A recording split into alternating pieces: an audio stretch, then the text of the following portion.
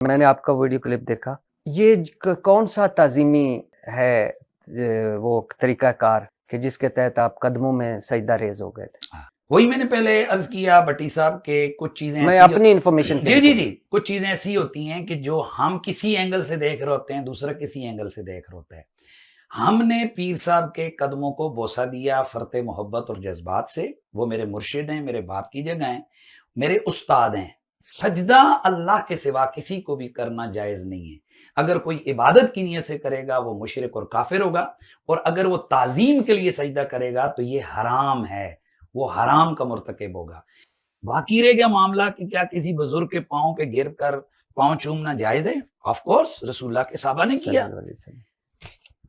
مصنف ابن ابی شیبہ کے اندر حدیث موجود ہے، نسائی کے اندر موجود ہے، سنائیے دیگر نبی پاک صلی اللہ علیہ وسلم ایک نہیں ہے، ایسی 20 روایتیں ہیں۔ ایک میں سکھاتا ہوں، ایک وفد آیا پورا، تو نبی پاک سامنے کھڑے تھے، تو وہ وفد اپنی سواریوں سے وہ لوگ کود پڑے، یعنی حضور کو دیکھا تو جذبے محبت میں انہوں نے سواریاں باندھنے کا بھی ویٹ نہیں کیا، بلکہ اپنی سواریوں سے کود پڑے اور آ کر رسول اللہ کے قدموں پہ گرے اور ان کو پاؤں کو بھی بوسہ دیا، ہاتھوں کو بھی بوسہ دیا۔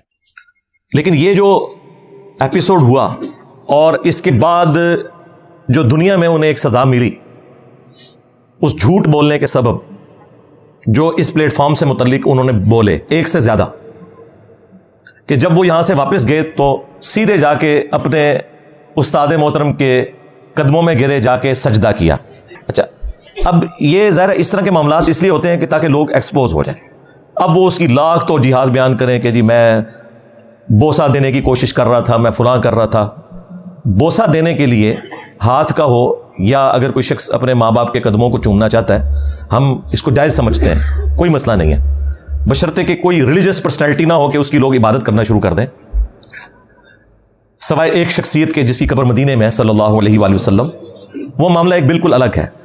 لیکن اس طرح کا جو ہاتھوں کو چومنا یا پاؤں کو چومنا، اس میں حد رکوع جھکنا یا سجدے کے پوسچر میں چلے جانا، یہ بالکل الاؤ نہیں ہے، نہ رسول اللہ صلی اللہ علیہ وآلہ وسلم کے کیس میں اور نہ کسی اور شخص کے کیس میں۔ وہ تو سجدے سے بھی کوئی نچلی والی کیفیت میں چلے گئے ہیں، اور وہ ویڈیو ہم نے تو کوئی چوری چھپے بنا کے ان کی ریلیز نہیں کی ہے، مارکیٹ میں وہ ویڈیو انہوں نے خود ہی اس وقت تو بڑے فخر میں آ کے پھیلا دی، بعد میں اس کی صفائیاں دیتے پھر رہے ہیں۔ تو ہمیں تو پہلے ہی اس مکتب فکر کے اندر جو یہ کمزوریاں ہیں ان کا اندازہ ہے۔ میں خود 31 سال تک بریلوی رہا ہوں، 10 سال میرے دعوت اسلامی میں گزرے ہیں، میں گرین پگڑی باندھتا رہا ہوں ایون اپنی انجینئرنگ یونیورسٹی کے دوران بھی، تو مجھ سے زیادہ کون جانتا ہے کہ بریلویت کے اندر کیا خرابیاں ہیں۔ لیکن as far as books are concerned, یا اعلیٰ حضرت امام احمد رضا بریلوی صاحب کی جو تعلیمات ہیں ان میں تو یہ بالکل درست نہیں ہے جو کچھ انہوں نے کیا۔ انہوں نے تو مزارات کے حوالے سے بھی احکام شریعت میں کیٹاگوریکل مینشن کیا ہے کہ مزارات کو سجدہ کرنا حرام ہے، ان کے سامنے حد رکوع جھکنا بھی حرام ہے، اور پھر انہوں نے ساتھ یہ لکھا کہ قبر کا جو بوسہ لیا جاتا ہے اس میں اگرچہ اختلاف پایا جاتا ہے، لیکن احوط یہی ہے، یعنی اسی میں احتیاط ہے کہ بوسہ بھی نہ لیا جائے، کیونکہ اس میں آپ حد رکوع آپ کو جھکنا پڑ جائے گا۔ یہ احکام شریعت خود دعوت اسلامی والوں نے پرنٹ کی ہوئی ہے، اعلیٰ حضرت کی، المتوفا 1340 ہجری بمطابق 1921 عیسوی ان کی ڈیتھ کا ایئر ہے۔ لہذا حنیف قریشی صاحب نے جو کچھ کیا یہ پورے فرقے کی نمائندگی نہیں ہے، یہ ان کا اپنا ذاتی عمل ہے۔ یہ میں سمجھتا ہوں جو کچھ انہوں نے جھوٹا پروپیگنڈا کرنے کی کوشش کی، دنیا میں ان کو پہلی سزا اس شکل میں مل گئی۔ جب کوئی شخص اللہ تعالیٰ کی مدد سے چل رہا ہوتا ہے تو اللہ تعالیٰ غیبی مدد اس کے لیے فرماتا ہے۔ یہ کہتے ہیں جی انجینئر صاحب کے پیچھے کون ہے؟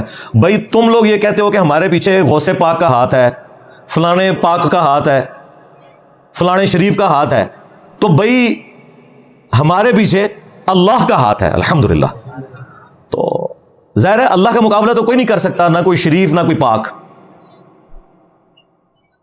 تو یہ ان سے مس ہینڈلنگ ہوئی، اس میں کوئی شک نہیں ہے کہ ان لوگوں نے اپنے پیروں کو، اپنے بزرگوں کو، اپنے استادوں کو منی گاڈ بنایا ہوا ہے، اور یہ وہی خرابی ہے جو یہود و نصارہ سے اس امت میں ٹرانسفر ہوئی ہے۔ سورہ توبہ کی آیت نمبر 31 ہے، اتخذوا احبارہم ورہبانہم اربابا من دون اللہ۔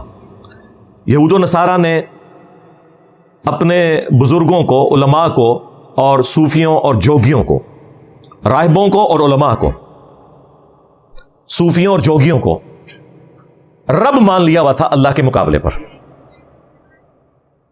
اب کوئی سوچ سکتا ہے کہ یہ صرف یہود و نصارہ کے لیے ہی خاص تھی بات؟ نہیں، صحیح بخاری اور صحیح مسلم دونوں کے اندر یہ حدیث موجود ہے۔ اللہ کے محبوب صلی اللہ علیہ وآلہ وسلم نے فرمایا تم بھی اگلے لوگوں کے پیچھے چل پڑو گے، قدم با قدم، بالشت بر بالشت، حتیٰ کہ ان میں سے کوئی گوہ کے سوراخ میں داخل ہوا تو تم بھی وہی برائی کرو گے۔ صحابہ اکرام علیہم رضوان نے پوچھا یہ اگلے لوگوں سے مراد کیا یہود و نصارہ ہیں؟ آپ نے فرمایا اگر وہ مراد نہیں تو پھر کون سے اور لوگ مراد ہیں؟ اس میں بھی بعض اوقات لوگ بے ایمانی کرنے کی کوشش کرتے ہیں کہ جی یہاں یہود و نصارہ کی خرابیوں سے مراد ان کے فیشن ہے، وہ اس امت میں آ جائیں گے۔ تو ہم نے اس پہ عرض کی تھی نہ، پرانیاں گلاں، پرانے بہانے، پرانے جھوٹ۔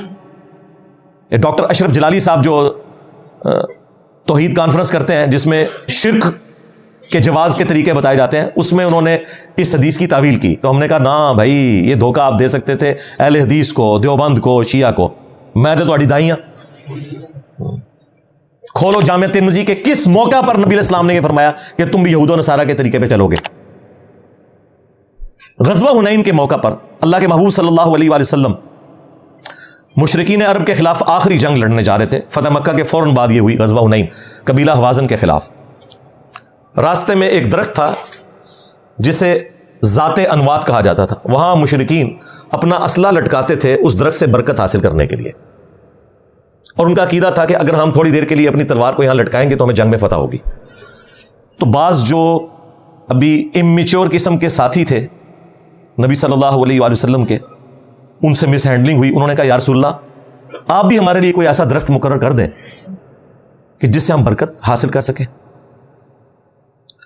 تو نبی علیہ السلام کو غصہ آیا، آپ نے کہا سبحان اللہ، اللہ پاک ہے، یعنی اس شرک سے جو لوگ اس کی طرف منسوب کرتے ہیں۔ تم نے تو آج وہی بات کر دی جو اصحاب موسیٰ نے کی تھی کہ جب وہ سمندر سے پار چلے، سورۃ الاعراف کی آیت نمبر 138 نبی علیہ السلام نے تلاوت کی، اور ایک قوم کو انہوں نے بتوں پر اعتکاف کیے ہوئے پایا تو عرض کیا کہ اے موسیٰ آپ ہمارے لیے اللہ کا کوئی بت مقرر کر دیں جس پہ ہم دھیان رکھ کے بیٹھ سکیں۔ تو موسیٰ علیہ السلام نے کہا کہ میں ایسی جاہل قوم سے اللہ کی پناہ میں آتا ہوں۔ تو میرے اصحاب، تم نے تو اصحاب موسیٰ والا کام کر دیا۔ اب مجھے بتائیں کیا صحابہ کرام نے کوئی بت مانگا تھا؟ لیکن نبی علیہ السلام نے اینالوجی کیسے جوڑی؟ آپ نے اس موقع پہ فرمایا کہ تم بھی اگلے لوگوں کے پیچھے چل پڑو گے، جو جو خرابیاں ان میں پیدا ہوئیں تم میں بھی پیدا ہوں گی۔ وہی والے الفاظ جو بخاری مسلم میں آئے تھے۔ یعنی نبی علیہ السلام نے عقیدے کی خرابی کا ذکر کیا ہے، فیشن کا ذکر نہیں۔ نبی علیہ السلام تو امت کو بتا کے چلے گئے، لیکن امت آج تک درختوں کے اوپر، مزارات پہ لگے ہوئے درختوں کے اوپر کپڑے کی ٹاکیاں باندھ رہی ہے اور برکت حاصل کر رہی ہے۔ اور نبی علیہ السلام نے اس بات کے اوپر صحابہ اکرام کو ڈانٹ دیا اور کہا تم نے تو اللہ کا بت ہی مانگ لیا گویا۔ کتنا سینسٹیو مسئلہ ہے توحید کا، انہوں نے مذاق بنایا ہوا ہے۔ نبی علیہ السلام کی زیرو ٹالرنس ہے۔ مسند احمد میں حدیث ہے اللہم لا تجعل قبری وثنا یعبد، اے اللہ میری قبر کو بھی وہ بت نہ بننے دینا کہ لوگ اس کی پرستی شروع کر دیں۔ رسول اللہ کی قبر جو ہمیں اس پلانٹ ارتھ پہ ہر چیز سے بڑھ کے محبوب ہے، اس کے بارے میں نبی صلی اللہ علیہ وآلہ وسلم کہہ رہے ہیں کہ اگر اس کی بھی پرستش لوگ کریں گے تو یہ بت ہے۔ یار یہ امام الموحدین صلی اللہ علیہ وآلہ وسلم کا ہی حوصلہ ہے۔ صحیح مسلم میں حدیث ہے، نبی علیہ السلام نے اپنی وفات سے 5 دن پہلے جندب رضی اللہ تعالیٰ عنہ کہتے ہیں آپ نے ہم سے ارشاد فرمایا کہ دیکھنا اگلے لوگوں میں سے کوئی نبی یا نیک آدمی فوت ہو جاتا تھا، لوگ اس کی قبر پہ سجدے شروع کر دیتے تھے، میرے ساتھ یہ کام تم نے نہیں کرنا۔ اور پھر وہ حدیث جو بخاری مسلم دونوں میں ہے، اما عائشہ سلام اللہ علیہا کہتی ہیں کہ نبی علیہ السلام کے آخری دن چل رہے تھے اور آپ اپنی تکلیف کی وجہ سے بار بار چہرہ مبارک سے چادر کو ہٹاتے تھے، پاس ایک پانی کا برتن تھا، ہاتھ گیلا کر کے اپنے جسم پہ ملتے تھے بخار کی شدت کو کم کرنے کے لیے، اور ساتھ فرماتے تھے لعن اللہ الیہود والنصارى اتخذوا قبور انبیائہم مساجدا، اللہ کی لعنت ہو یہود و نصارہ کے اوپر کہ انہوں نے اپنے نبیوں کی قبروں کو سجدہ گاہ بنا دیا تھا۔ اس کے آگے اما عائشہ کے الفاظ ہیں اگر ہمیں یہ خطرہ نہ ہوتا کہ لوگ رسول اللہ کی قبر پہ سجدے شروع کر دیں گے تو ہم نبی صلی اللہ علیہ وآلہ وسلم کی قبر مبارک کو زیارت کے لیے اوپن چھوڑ دیتے، لیکن نبی اسلام آخری وقت میں ہمیں ڈرا رہے تھے. اسی وجہ سے حجر عائشہ میں ہی رہی وہ قبر مبارک. یہ جالی شریف کے باہر سے جو ہم سلام عرض کرتے ہیں, قبر مبارک تو بہت پیچھے ہے. اس زمانے میں بھی اما عائشہ کی اجازت کے بغیر قبر مبارک پہ کوئی جا نہیں سکتا تھا. بعد میں تو خیر یہ مکمل ہی ختم ہو گیا. پھر بخاری اور مسلم دونوں کے اندر حدیث موجود ہے, نبی الاسلام کے آخری دن چل رہے تھے. نبی الاسلام کی 3 بیویاں آپ کے پاس بیٹھی ہوئی ہیں, سیدہ عائشہ, ام حبیبہ, ام سلمہ. اب یہ جو 2 بیویاں یہ تو سینئر اصحاب میں سے ہیں. انہوں نے ہجرت مدینہ سے پہلے ہجرت حبشہ بھی کی ہوئی ہے اپنے ایکس ہسبینڈز کے ساتھ, ام سلمہ نے اور ام حبیبہ نے. امہات المومنین کے بعد میں بنی. تو وہ وہاں گفتگو کرتے ہوئے کہتی ہیں کہ ہم جب حبشہ گئے تھے نا, ہم نے وہاں ماریہ نام کا ایک گرجا دیکھا تھا جہاں کچھ تصویریں لٹکی ہوئی تھی. نبی الاسلام اس تکلیف کے عالم میں بھی ایک دم تڑپ کے اٹھے. آپ نے کہا ان کی یہی تو خرابی تھی, جب کوئی نبی یا نیک آدمی فوت ہو جاتا تھا وہ اس کی قبر کے اوپر پہلے تصویریں لٹکاتے تھے, پھر وہاں پہ سجدے شروع کر دیتے تھے. قیامت کے دن یہ لوگ بدترین مخلوق بنا کے اٹھائے جائیں گے. یہ کہہ رہے ہیں شرک ختم ہو چکا ہے. نبی الاسلام کو آخری وقت میں ٹینشن یہ ہے کہ میری امت یہ کام نہ ڈالے. اس کے اوپر میں نے الگ سے ایک ویڈیو ریکارڈ کروائی ہے, مجھے تم سے شرک کا خوف نہیں. وہ آپ دیکھ لیں, میں نے ان کی طبیعت صاف کی ہے. ان جھوٹے لوگوں نے پوری امت کو بیچ میں شامل کیا. یہ جو علی اللہ کہہ رہے ہیں نصیریہ, اگر شرک ختم ہو چکا ہے تو یہ علی اللہ کیوں کہہ رہے ہیں؟ تم رسول اللہ کو جھوٹا ثابت کرنا چاہتے ہو, نعوذ باللہ. آپ کے ماننے والے علی اللہ کہہ رہے ہیں شام کے اندر, شرک تو ہے. وہ آپ میری ویڈیو دیکھیں, پوری کی پوری امت مشرک نہیں ہوگی, ایک گروہ قیامت تک حق پہ قائم رہے گا.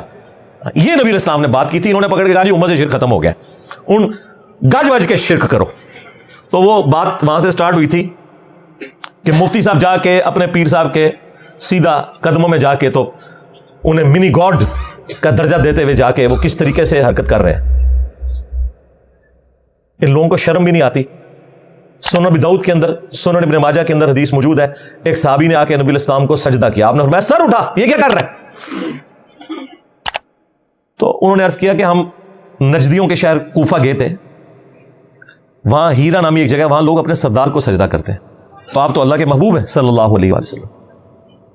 آپ نے فرمایا جب تم میری قبر سے گزرو گے, ہائے ہائے ہائے, کیا میری قبر پہ بھی سجدہ کرو گے؟ ان کا نہیں یا رسول اللہ. اچھا, صحابہ کو یہ پتا تھا یہ کام نہیں کرنا. آپ نے فرمایا پھر مجھے کیوں سجدہ کر رہے ہو؟ اگر میں سجدہ جائز سمجھتا تو بیویوں سے کہتا کہ اپنے خامدوں کو کریں اس حق کے سبب جو اللہ تعالیٰ نے ان کو دیا ہے. بس یہ آخری حصہ یاد رکھا ہوا ہے.